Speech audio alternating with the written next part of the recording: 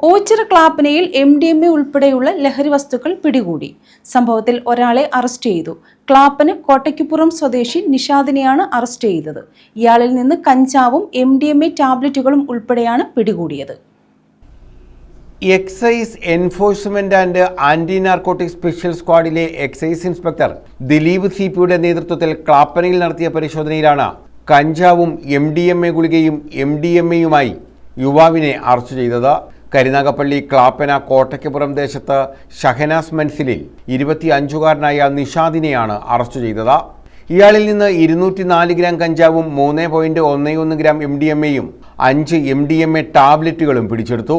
സാധാരണ കാണാറുള്ള MDMAയേക്കാൾ വീര്യം കൂടിയ ടാബ്ലറ്റ് രൂപത്തിലുള്ള MDMA ഒരെണ്ണം 4000 രൂപയ്ക്കാണ് ഇയാൾ വിൽപ്പന നടത്തി വന്നത്.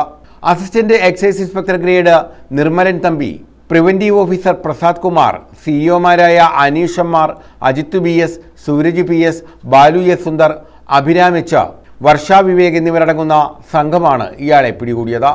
News bureau, Karunagappally.